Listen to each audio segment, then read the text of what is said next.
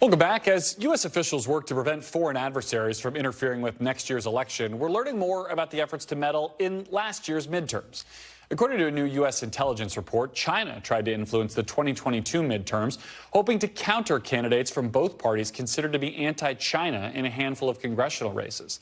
The intel assessment says that there's no evidence that China or any other country was actually able to tamper with things like election infrastructure or ballot counting, though.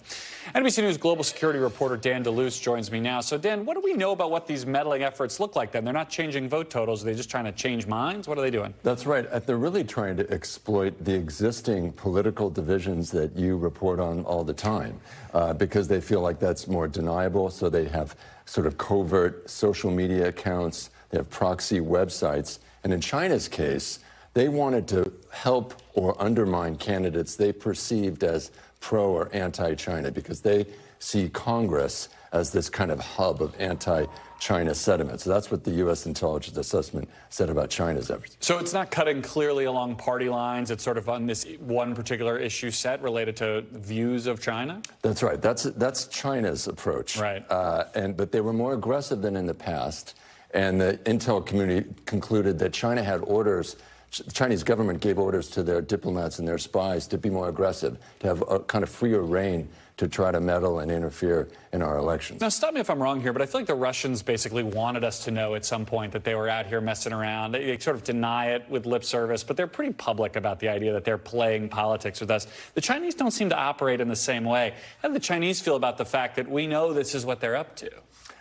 Well, I think their view is we are undermining their regime somehow. That they have often accused us of trying to undermine their stability and their political system and promote democracy, which they scoff at. I think Russia's case is interesting, though. They definitely had an agenda. They were trying to denigrate the Democratic Party, according to this intel assessment.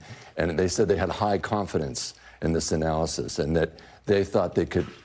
Your last discussion was about Ukraine. They wanted to undermine public support for Ukraine. And we mentioned that they didn't appear to tamper or meddle with the election counting, the sort of physical infrastructure.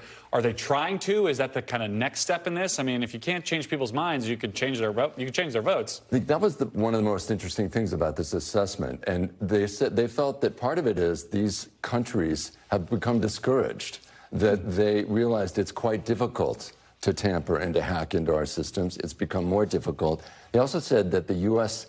has delivered a clear message to these countries that that's a red line. Interesting. And so they felt it was maybe easier and even less expensive to go this other route. The Chinese intelligence hackers can't get into our system seems like a pretty good endorsement of what we've got going. But Dan Luce, we got to leave it there. Thank you for sharing that reporting with us. Thanks for watching. Stay updated about breaking news and top stories on the NBC News app or follow us on social media.